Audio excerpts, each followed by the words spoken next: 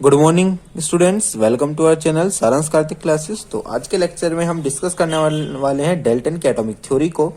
और इससे पहले लेक्चर में हमने एटम और मॉलिक्यूल के कॉन्सेप्ट को बिल्कुल क्रिस्टल क्लियर करा था पूरी तरीके से। एटम क्या होते हैं, मॉलिक्यूल्स क्या होते हैं, इनको पूरी तरीके से विद एग्जाम्पल हमने अपने कॉन्सेप्ट को क्लियर करा था। आज हम डिस्कस करेंगे डाल्टन की एटॉमिक थ्योरी के बारे में। तो डाल्टन की एटॉमिक थ्योरी को डिस्कस करने से पहले हम डाल्टन साहब के बारे में कुछ जान लेते हैं। जी, इनका पूरा नाम जॉन डाल्टन था और इनका जन्म जो है पुअर फैमिली में हुआ था 1766 के अंदर।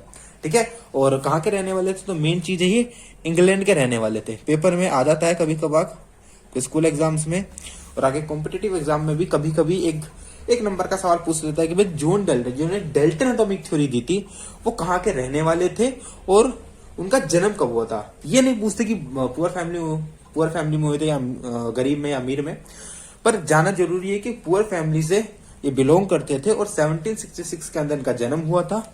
लिख देता हूं, बोर्न इन, राइट। और इंग्लैंड में ये जन्मे थे। अगर मैं इनके प्रोफेशन की बात करूं तो प्रोफेशन से एक टीचर थे, राइट। प्रोफेशन से एक टीचर थे और इन्होंने स्कूल्स में और जैसे स्कूल्स में होते हैं ना जो सेकेंडरी लेवल के जो टीचर होते हैं उसकी तरह उन्होंने काम किया। जैसे 11th-12th को जो पढ़ाते हैं बेसिकली वो एक टीचर थे, स्कूल के अंदर थे। लेकिन इनका इंटरेस्ट केमिस्ट्री के अंदर बहुत ज्यादा था, रासायनिक विज्ञान के अंदर इनका काफी इंटरेस्ट था। और जैसे आपको पता है एटम के बारे में खोज हो चुकी थी और एटम के बारे में कोई ऐसी क्रिस्टल क्लियर थ्योरी नहीं थी जो एटम को एक्सप्लेन करे। तो इन्होंने एटम के स्टडी करा और देखा कि भाई कुछ प्रॉपर्टीज इन्हें मिली। उन्हीं प्रॉपर्टीज को पोस्टुलेट के रूप में इन्होंने अपनी थ्योरी के अंदर डिस्कस करा, पूरी तरीके से डिस्कस करा है। ठीक है, और अगर मैं इनकी थोड़ी और डिटेलिंग करूँ तो बहुत अच्छे मैथमेटिशियन भी थे, राइट। मतलब मैथमेटिक्स को टीच करते थे स्कूलों के अंदर, राइट। तो अगर मैं बात करूं इन्होंने थ्योरी कब दी, तो आफ्टर मैनी डिकेड्स, मैं नहीं कहूंगा बेसिकली कुछ साल बाद इनके जन्म के 1808 के अंदर इन्होंने अपनी एटॉमिक थ्योरी को दिया था। क्या दिया था? अपनी atomic theory, right. Atomic theory दी थी इन्होंने 1808 के अंदर। और अब हम डिस्कस करते हैं कि भाई इनकी एटॉमिक थ्योरी में है क्या क्या बात है, क्या पोस्टुलेट्स हैं। उन पोस्टुलेट्स को हम डिस्कस करेंगे। पोस्टुलेट्स,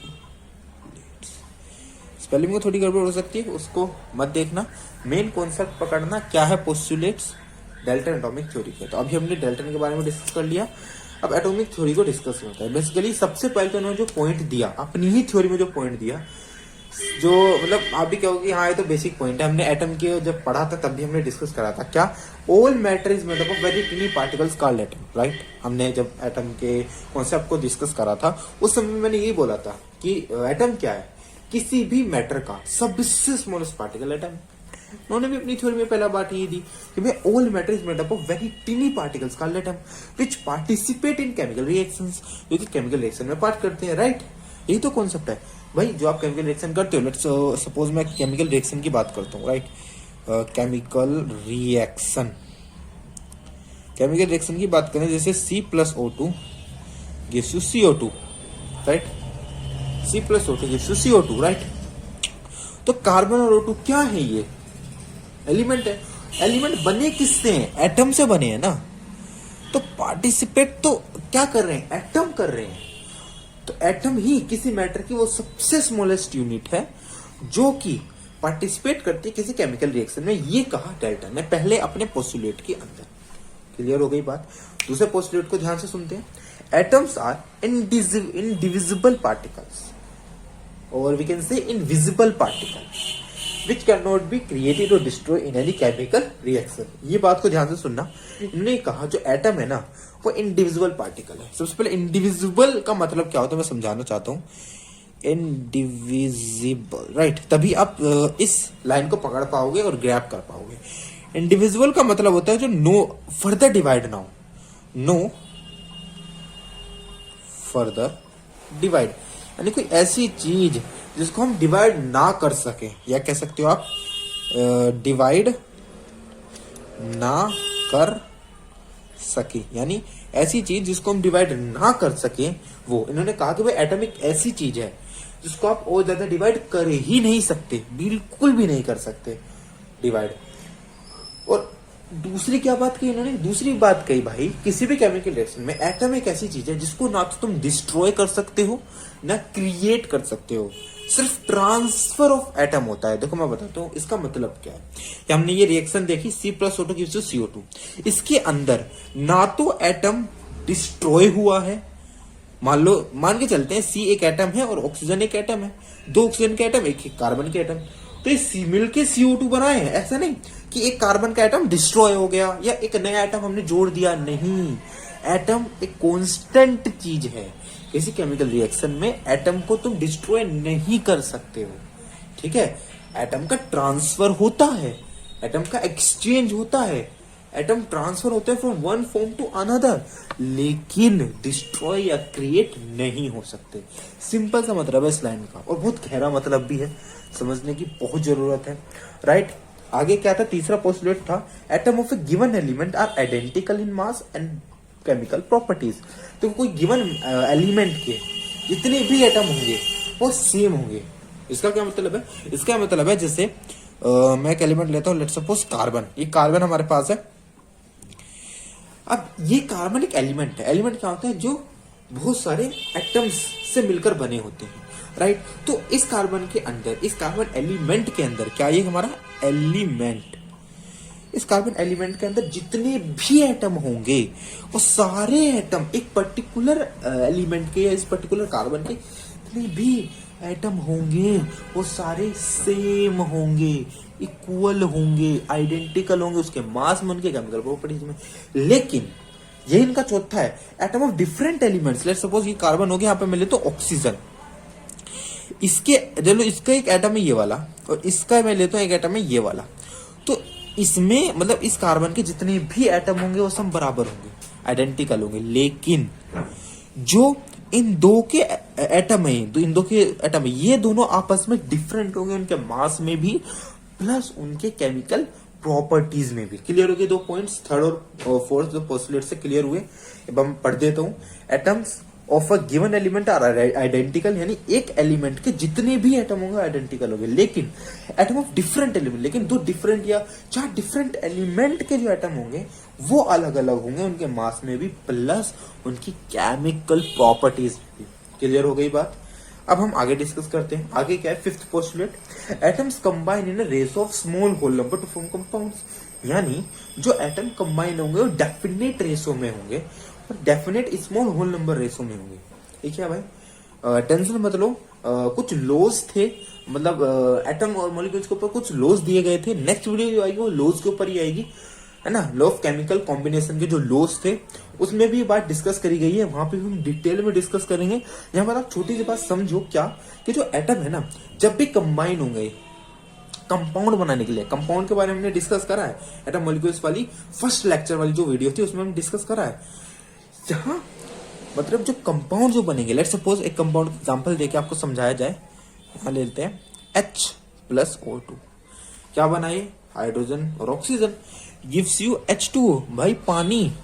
तो देखो ये जो पानी होगा इसके अंदर जो एटम होंगे ऑक्सीजन के और जो एटम होंगे हाइड्रोजन के, जो कंबाइन होंगे ना होल नंबर रेशो में कंबाइन होंगे, जो क्या होगा 1:8। ये फिक्स है, चाहे तुम पानी कहीं से भी उठा लो, ये फिक्स है। यानी किसी फिक्स होल नंबर, अब होल नंबर है, फ्रैक्शन में तो नहीं है, पॉइंट में भी नहीं है, होल नंबर है, 1 भी होल नंबर है, 8 भी होल नंबर है। यानी जो एटम है जब कंबाइन होकर कंपाउंड बना रहे होंगे तो एक स्मॉल होल नंबर रेशो में कंबाइन होंगे हमेशा, और ये फिक्स होगा, डेफिनेट होगा। ठीक है, फिफ्थ पोस्टुलेट क्लियर हुआ, और डिटेल में जाएंगे जब हम लॉज के बारे में डिस्कस करेंगे, right. Now the last one is the relative number and the kind of atom are constant in a given compound। यानी किसी भी given compound के अंदर relative number या kinds of atom constant होंगे। सही बात है भाई, H2O है, सॉरी H2O है, H2O के अंदर भाई नाइट्रोजन तो नहीं होगा ना। अगर दो हाइड्रोजन तो दो हाइड्रोजन रहेंगे, एक ऑक्सीजन तो एक ऑक्सीजन होगा। चाहे तुम ये पानी गंदा पानी उठाओ, चाहे तुम समुद्र का पानी उठाओ, चाहे तुम अपनी टंकी का पानी उठाओ, जब भी तुम उसे देखोगे, उनके मॉलिक्यूल्स को देखोगे, वो H2O ही आएंगे, यानी दो हाइड्रोजन विद एक ऑक्सीजन ही आएगा। ऐसे नहीं कभी तुम्हें H2O2 मिल जाएगा, ऐसा नहीं होगा। हमेशा ये नहीं होगा, H2O ही होगा। यानी किसी भी कंपाउंड के अंदर जो रिलेटिव नंबर होगा एलिमेंट्स का, यानी बेसिकली एटम्स का, वो फिक्स रहने वाला है, कांस्टेंट रहने वाला है। H2O ही मिलेगा। कभी समझो कि भाई हम नाली का पानी उठा रहे हैं तो उसका H2O2 हो जाएगा, नहीं, यही रहेगा। यहां तक बात क्लियर हो गई। बस यही 6 पोस्टुलेट से, नॉर्मल छोटे छोटे से पोस्टुलेट से डाल्टन के, जिसमें उन्होंने ये सारी बात डिटेल में डिस्कस करी थी। ठीक है, एक बार मैं आपके लिए दोबारा से फर्दर इन 6 के 6 पोस्टुलेट्स को पढ़ देता हूं या बोल देता हूं, ताकि दोबारा से एक रिवीजन सी हो जाए। फर्स्ट क्या था, all matter is made up of very टिनी particles called atom.